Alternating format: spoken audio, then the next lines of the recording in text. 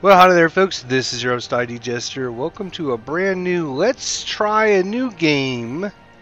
And in this case, we're going to be playing Darkest Dungeon. So this is a brand new game you can pick up on Steam. It's actually early release that you can pick up on Steam right now. It isn't even a completed game. You see we're in build 7756. I've actually watched a few episodes, a few videos on this, but I've never actually tried it. So this is going to be a let's try to play this game and figure it out. I'll tell you what, this game is really cool from what I've seen so far, and we're just keeping getting better and better with all the updates that are happening with this game through the early build process. Definitely want to introduce it to you guys out there and see what you think of it, and maybe even get you interested in getting yourself a copy of this game, because it is really cool. It's got some really good ideas, and I love the art style with this. I love fantasy settings. I love dungeons. I love having different characters to play. You know, we've been doing a lot of Marvel heroes and having characters to play. In this case, we're going to be playing a whole bunch of different characters. But one of the things that really impresses me was the voice acting and the voice of all the different characters, the way they interact, and of course the art style is just amazing. It's got this dark, kind of cartoonish feel to it. It's kind of a gothic look, but it's really interesting. So we're going to look at it. We're going to try and figure out how to play. So let's start up a campaign. You can see not a lot to do, so we're going to click the letter. So Darkest Trail. So let's see how we can do. There we go. Let's see what we can do here. I know the beginning here is going to be kind of like an introductory video. I think we'll just kind of bypass that. I think you guys can elsewhere. About it is it reminds me a lot of like XCOM, the computer game, where you got to do a lot of resource management, and then you go on missions with your characters. And when you're on your missions with your characters, you're going to pick up some resources that you're going to get to either upgrade your characters, get new characters, upgrade different buildings, let the buildings do different things.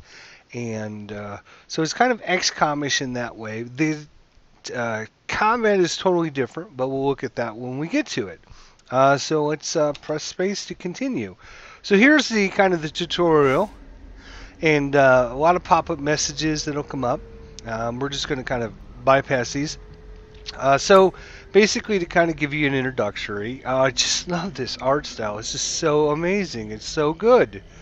It just has the dark overtones. The introductory video and everything about it has kind of got this despair, and just the world is just crumbling around you, and you've got a few heroes.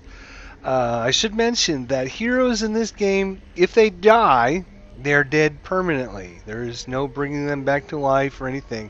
So there's actually a little screen that comes on before I recorded that basically tells you all the dark and despair things about this game, and that you kind of have to manage your characters and your resources the best way possible, because it is a very hard and very challenging game. So normally, basically think of this as kind of the middle here. On the left hand side will be our characters, and on the right hand side will be any kind of enemies that you might encounter. In this case, normally you'll have 4 characters, a full party of 4, and the enemies can obviously have up to 4 characters as well. If we click on one of these guys here, we can't actually do any of that. Down here at the bottom is kind of where we're at, and you see there's kind of a trail that leads over to this next area. So we're going to click on this area. Brigands have run up these lanes. Keep to the side path. The hamlet is just ahead. Alright, so when we're in the hallway, we're going to press D to move forward, A to move back. If you prefer the mouse, you can click ahead or behind the party to move them. I think I'll just use the mouse. So we're just going to click to kind of move our guys, and just look at this awesome, awesome artwork. It's just amazing. They're not like 2D statues that kind of just sit there either. They're just kind of moving a little bit to make them look more interactive and stuff. Really great idea. Love that. Anyways, we're going to move forward here, and you can see as we're traveling along the path. Brutal fashion, that all may hear of your arrival. Okay. So we'll get to that in just a second. Hit the enemy, click, blah, blah, blah. Yep, I'm going to show you all about that here in a minute. So each one of these little ticks along the path, something can happen. You can run into an encounter, you can run into treasure, you can run into all kinds of different things. So in this case, it's kind of scripted because it's a tutorial. And you know, you're going to not be surprised when you go through this. But every dungeon, everything that you go through, except for the tutorial part of the game, is going to be completely randomized, and that is just awesome. Alright, so basically this is consider this like slot 1. We got slot 2. Normally we'd have a slot 3 and a slot 4 character. This character here is in slot 1 in the enemies, and you can see that each one of our characters here has different abilities, and based on which slot they're in, they may be able to use ability, they may not. So for example, the pistol shot, you can see here in the little yellow balls, you can use that in slot 2, 3, or 4, but you can't use that in slot 1. He's not in slot 1, so he can't use that ability. And you can see on the right hand side there that it will target anyone in slot 2, 3, or 4, but there is nobody over there, so he obviously can't use this ability. Now this one here he can use in slot 1, 2, or 3, assuming we had a slot 3, but we don't for the tutorial. And he can target slot 1 or slot 2, and so he could use this ability on the enemy here. And if you click on the ability and just kind of mouse over the enemy, you can see all of the information about what's going on with your attack. So you can see this brigand here, this cutthroat, has 15 hit points. He's got a dodge of 2, a speed of 3. He's a human. He has a 25% resistance to stun, blight, bleed, and debuffs. And our hero to hit, he's going to have an 83% chance to hit. And he'll have a 5% chance if he hits to critical. And he's going to do 4 to 9 points of damage with this power. So, you know, we can choose that one. We can also choose the Grape Shot Blast. And you can see in this case, if we would have choose the Grape Shot Blast, you can see that the little ticks on the red part are kind of lined up together. That means it will attack all slot 1, 2, and 3 characters. Of course, it's going to do a little bit less damage. He also has a take aim ability, which gives him some accuracy and some extra critical hit chances. And initiative in this game, you don't see like an initiative track or anything. This is great. I love this. Kind of adds to the dark, kind of mysterious aspect of this game, is you don't know when your characters are going to get to act. You don't get to know if our guy's going to act next or this guy's going to get to act next. You kind of have to make your best guess what's going to happen.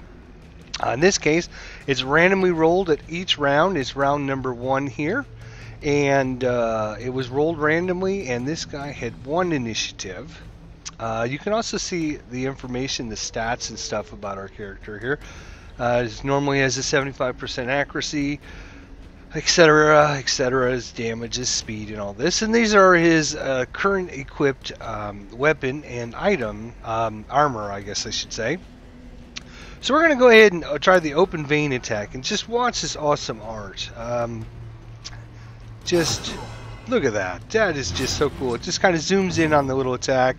You can see, you know, it's not like a 3-dimensional anything, but it's so good. I love this artwork. It's just amazing.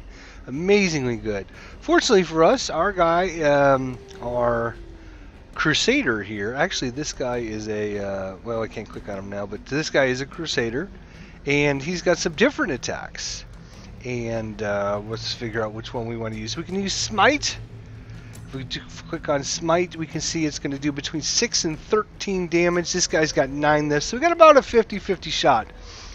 If we hit him, of this brigand dying. Of course, he can dodge our attack, but let's see what happens. So we did 8. So he's got 1 hit point left, which is bad for us because he's going to... Oh! Normally he would get an attack back, but one of our attacks, it actually gave him a bleed. Maybe it was this one here, which actually had him bleed to death there for us. So for our victory, we've got a little bit of coinage, and we'll take that and add it to our stash. And now down here at the bottom is our here's our inventory of all of our characters here, and then this is kind of like the map. So we're going to continue going along the map here, and you can see we run across an interactive object. So blah blah blah blah. So we click on an interactive object. Each object might give you some good things, it might give you some bad things, and we'll look at that more when we get a chance to actually investigate our characters. But if you have certain items, they're going to give you better bonuses on finding better items and stuff like that. But we'll show you that. We'll talk about that later. So for the brigand stand, sure, we'll go ahead and check inside. And they left some valuables. There is much to be found in forgotten places. Oh, that's just wonderful. Just love it. So we found 500 gold pieces, so we'll definitely take that. And we're going to continue marching. You can see we've almost made it to our objective, and now we've made it. So we're just going to go through the dungeon. Uh-oh. Send these vermin a message. The rightful owner has returned, and their kind is no longer welcome. Okay, so now we've got some bigger, tougher guys that we got to fight here. Fortunately for us, we've got some. We're not too damaged or not too wounded or anything, and we got to go first again. So interesting enough, this brigand bloodletter, you can see he's got kind of like a really wide bar compared to this guy, and that's because he's considered like, say, a large character, so he actually takes up slot 1 and slot 2. So the most you could have would be, 2 more allies with him, because the most you can have is 4 enemies and 4 allies. You can see we have a chest here if we can finish this off. This guy's got a really high amount of hit points, 35. He's got no dodge though, so he's probably not gonna dive out of the way of our attacks. So if we target him, he's probably going to take some damage, which is obviously good. He does have some higher stun resistance, etc, etc, etc. So would it be better to try and hit both of these guys with our grape shot blast? And it's going to do less damage, but it'll do, it'll hit both of these guys. This guy here's got 12 hit points. I'd like to get rid of, this guy. Sure, we'll show you how this works. So we'll go ahead and grape shot blast both of them. And so there they are, 2 points each. Not a lot of damage. But you can see it did, whoa, and it hit us back for 3 points each. Wow, that's pretty crazy. He did more damage than us. Alright, so back to our Crusader here. We can do a nice smite here, which is going to give us 15% extra damage against Unholy. You can see this guy's a human and this guy's a human, so obviously not the best power there. Zealous Acquisition here is giving us, I believe this will hit just... Normally it would hit the first 2, as you can see by our little red ticks that are connected there. But because this guy takes a double spot, it's only going to hit him. Stunning Blow might be interesting, because maybe we can try to stun this guy. So what is his resistance? He's 50% resistant to stun. And our base attack is 100%. So it's basically 50-50 whether he'll take the stun or not. But I think it's worth taking a risk and seeing if we can stun him. Stun. Nope, he resisted. So he's going to come back. He's going to hurt us. Oh, ouch. And he knocked our guys out of position. So now what this means is, uh-oh, And they get to go again, but we dodged. Alright. Whew. Excellent. Alright. So what this means now is because this guy is now in slot number 1, he can't use that grape shot blast anymore, because you can see on the left hand side where the little yellow balls are, you can only use it in slot 2 or slot 3. So we can't use that one. So all we got left is this open vein, which is going to bleed the target. So what's his bleed resistance? It's only 25%. So maybe we can hit him, do some extra bleed damage. Oh, nice, 9 damage. And he's bleeding. You see this little bleed down here? Oh, stop hitting me! So this little bleed here, he's going to take 2 damage per round for 3 rounds. Now, interesting enough that every time you bleed a enemy, they stack together. So if I was to hit this guy again with another 1 bleed, it would be 3 damage per round. And again, if I hit it with another 1. So the bleed stacks together. So this guy is kind of obviously a little bit... he's a little bit... He can use this attack in slot 1 or slot 2. He can use this attack in slot 1 or 2. He can use this one in slot 1 or 2. So, not bad. And he can use this one in slot 1 or 2. So, these guys switching positions really didn't hurt our Crusader that much. I should mention up here at the top is like a light bar. You can see here we have a radiant light of 76. And it's high enough that it's giving us chances of scouting, which means we might see what's coming ahead, and also getting a better chance of surprising monsters that we will run into. And of course, if we had any torches here, we could try to increase this, but I have a feeling that we're at our objective anyways. Okay, so smite. No, we need to try and stun this guy because he is just going to kill us. You can see we're taking quite a bit of damage here. We're down 16 of 22 and 21 of 33 hit points. This guy still has 22 hit points, so he's going to be around a little while, but let's try and stun him. Yes, he's stunned. So in his next action, all he's going to do is get rid of the stun, so he can't do anything else. And I believe when you're stunned, you have a less chance of resisting attacks. So let's see what we got here. The only thing he can do now, what I could do is I could take this guy and I could reposition him. I can move him back 1 spot or 2 spots, or move him forward 2 spots. If we had more characters here, you can move them around, but it takes their whole turn to move positions. It might be worth moving positions and putting our tougher guy up front, but of course then we'll be wasting his attack. So really we want to I don't know, I think we want to just keep working on these guys here and see if we can... Oh, so he took some attack and he took some bleed, and now this guy, oh, he's just really aggravating me. So we're on round 3 now here. We haven't talked about this stuff down here underneath, but occasionally you'll see these white orbs kind of flash above our characters' heads, and that's their stress level. You can see our stress level is 10 of 100, and this guy is also 10 of 100. When they take, massive hits, their stress level go up. If they do massive damage to enemies, sometimes their stress will go down. If their stress ever gets up to 100%, they basically have to make a stress test, and they can get a really, really bad kind of perk that'll happen, or they will resist a really bad perk that happened, and they might get a really good one. But I would say the chances of getting a good one are probably 1/3, and 2/3 of the time you'll get a bad one. So stress, obviously bad. You want to kind of manage that. All right, so we can't attack this guy because again, this guy takes up 2 slots. So you can see that our attack here only lets us attack somebody in the first or second spot, and since he takes up both the first and the second, we can only hit him. Now he's already stunned, so hitting him with another stunning blow isn't going to do anything because we can't double stun him. So this one, how much damage will it do? 6 to 13, and this does 2 to 5. So we got to go with the more damage here. 13, nice, and we killed him.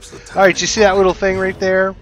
That little white orb that kind of went around him was a it was a positive. We can look at our stress went down 4 points because he's like, yes, he's less stressful. He killed the really big enemy. He's really happy about it.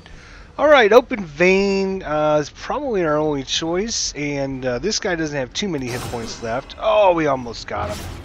Plus, he's a bleeder, so he's going to die when he... Size alone does not dissuade the sharpened blade. Oh, excellent. All right, so we got some food, we got some deeds, and we got some gold, and we're going to take everything. And you can see we are completed, so we could just complete it by hitting this little icon up here. But before we do that, we want to look at our chest here. Now, we do have a bandit's trap chest, which means that the chest is trapped. We should probably choose a character that's... well, we'll take a chance. We'll go ahead and... Yep, it's trapped. We've been blighted, so he's going to take 2 damage for 3 rounds. So he's going to take 6 more points of damage, which is... wow! That's really going to put him pretty low, unfortunately. I probably... not sure if we didn't have a key or anything to kind of help us get in there. So there's different objects you can have. Like that was a locked chest. So if I had a key... it would give me a better chance of getting in this chest without having bad things happen to us.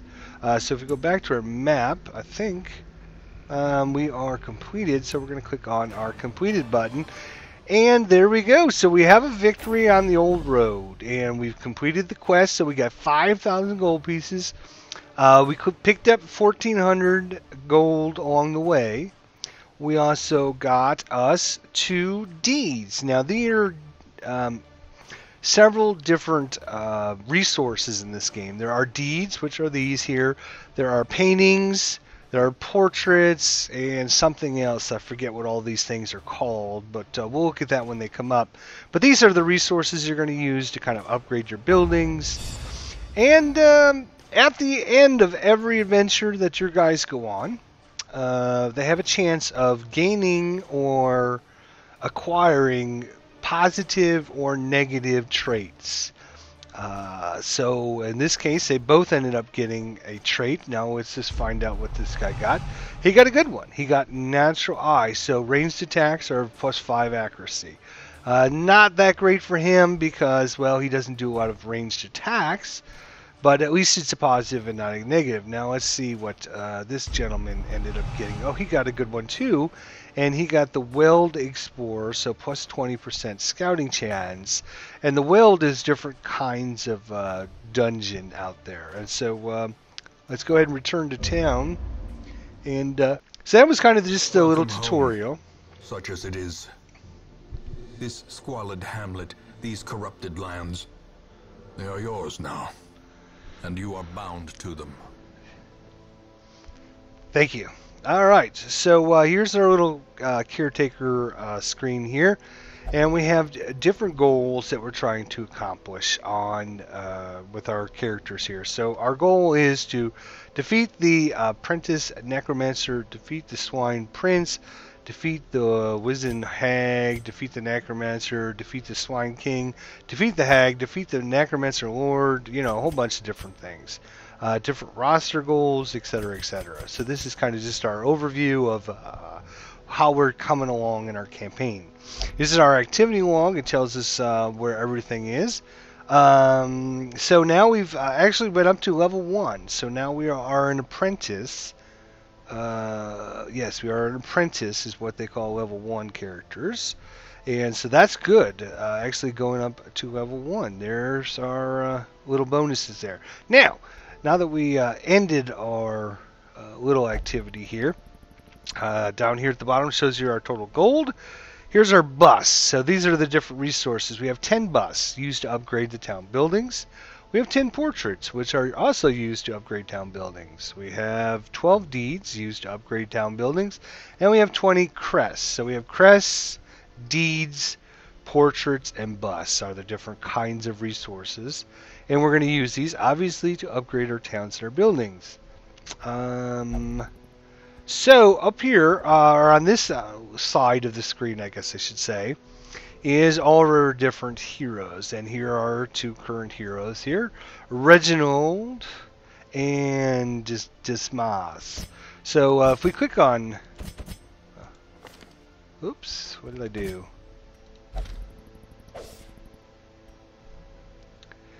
Get help by hitting the H key. Yeah. All right. So here's so when I click on this guy, kind of, maybe I got to right click. Okay, I got to right click. Brings up basically his character sheet, gives you more information. All right. So on all the other missions that you will see, we're going to have 4 characters, and basically, again, this is slot 1, slot 2, slot 3, and slot 4. And you can kind of see the bigger the color, that's his most preferred position. So slot 2 and slot 3 are his most prized positions. And of course, his preferred targets is slot number 2. So this is kind of gives you a breakdown. You can see that, interesting enough, we have a highwayman, and you will see that all of these different abilities, if we are to hire another highwayman, we might have a totally different set of abilities that are unlocked. So he'll only have a certain number of these unlocked. They also come with camping skills. So when you're in the dungeons or doing a longer, bigger adventure and they need to camp, they're going to have skills that you're going to use to kind of give yourself bonuses and buffs while you're camping. And then here's kind of his overview on resistances. There's stun. Obviously, if you're stunned, you don't get to act. Blight is kind of just a damage that happens. Disease, death blow, move, buff, debuff, trap. And any class bonuses. And then, of course, over here is his base stats. And, of course, you can see him over here every once in a while. Something will pop up because they're talking and having a good time and everything. Here's his equipment, and here's his base statistics. Now, here's the quirks we're talking about. I keep talking about gaining and different things. I guess I should use the term quirks. These are kind of their little bonuses and penalties that they get. So he gets hard noggin, so he's 15% stun resistant, +2 to speed, quick reflexes, and then of course the one he just got at the end of our last adventure, he gets the willed scouting chance. So he's going to be very helpful in the willed adventures. And then of course he's a known cheat, so he's not allowed to gamble while in town. So that's kind of a look at our highwayman, Dismas. I don't like that name, so what we're going to do, we're going to rename him. Something highways bandit like. We're going to call him Shady. That's what we'll call him. Oops. What happened? Shady. Alright, good enough.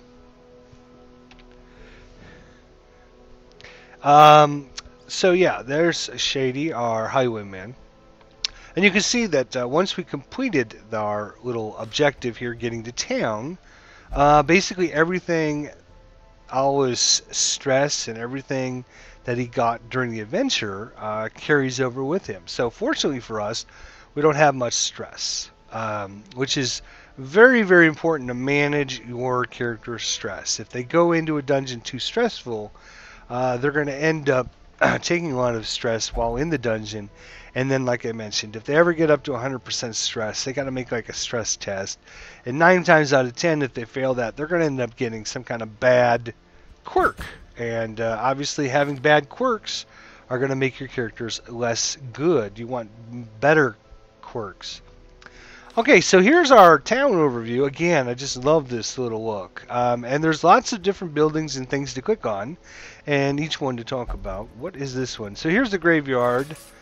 And of course we don't We'll end up here, covered in the poisoned earth, awaiting merciful oblivion. I love that. Awesome. So obviously we don't have anybody in the graveyard. Now we have the stagecoach. You can see there the little tooltip, recruit new heroes. So we're going to click on that.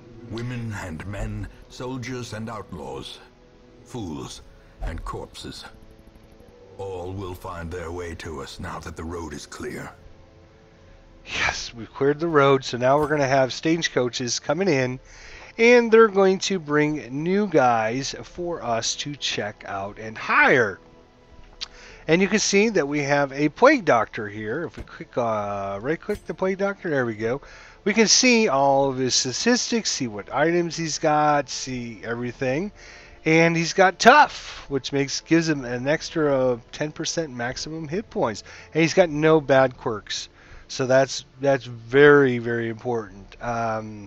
I think they come with standard armor and weapons. I don't think that's like a random thing. I think for each of the different character classes, they come with a set amount, or a set weapon and a set armor. Now, like I mentioned, these are all random. Sometimes you'll get the Noxus Blast and the Plague Grenade, and sometimes you might get the Binding Gas and Incision. So these are kind of, I guess these are standard abilities. It's just which ones of these that are unlocked for the character will be different each time. You can see this is more of a back, a player that's going to be kind of in the back of the field and in slot 3 or slot 4. You can see here slot 3, slot 4, either one of those. This one he can use in any slot, and this one he can use in any slot. So yeah, he's going to be very good in the back. What does he do here? Camping skills, okay. So he's got a nice Plague Grenade. It does some damage to somebody in the back of the group, but it also blights him for 3 points every round for 3 rounds. So if we can put that on somebody, eventually they'll die, because it just does a lot of blight damage. So I guess blight is like a poison or something. This one also blight 3 points per round for 3 rounds. This one's going to hit either the front 2 spots. This one hits both of the back spots. So that's interesting. This hits either slot 1 or slot 2 of the enemies, while this hits slot 3 or 3 and 4. Ah, very nice. Excellent. This here is is going to give the target an extra 15% damage, so kind of a buff. And then this is going to give someone just Orienting Blast, make their damage mod minus 100%, shuffle. I'm not sure exactly. We'll have to try that out. Alright, so that is our Plague Doctor there. Now let's look at our Vascal here. And right click her and take a look at what she's got. So she looks like kind of a clericy type person. Comes with a nice rusted mace and some cloth and plate armor. Nice. 24 hit points. She's got fear of beasts. Ugh, that's really bad. So anytime we fight beasts, she's going to be she doesn't like to fight them very much, so that's good. But she is a Wield Technician. Again, this is the second person that gives us a bonus to the Wield Technician. So she's got quite a few different Dazzling Lights and some Divine Graces. She's prefers the 3rd slot, so obviously important to remember that. She likes the 3rd spot, and she prefers targeting somebody in the front. So that's good. So what we're going to do is we're going to recruit these guys, because it is our only choices at this point.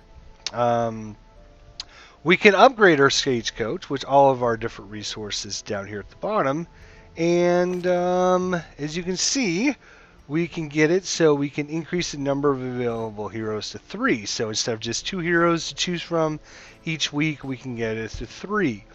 This might be important in the beginning of the game, because obviously the more heroes to choose from, the bigger our hero inventory can go.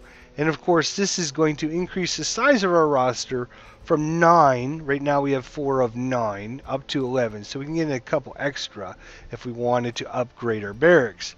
So this is like I was talking about, is like XCOM, because, well, I could upgrade the stagecoach, but I could also upgrade the tavern. I can also upgrade, the abbey. I can upgrade the guild, upgrade the blacksmith. What's most important? What do I want to put my resources in?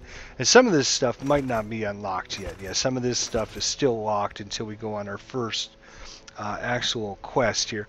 So we're going to go ahead and put a cut in this episode here and bring this one to a close. We'll come back, look at some more stuff at the town, and then we'll try to embark on a brand new mission here with all of our new heroes. So we will see you guys next time. Thanks so much for watching.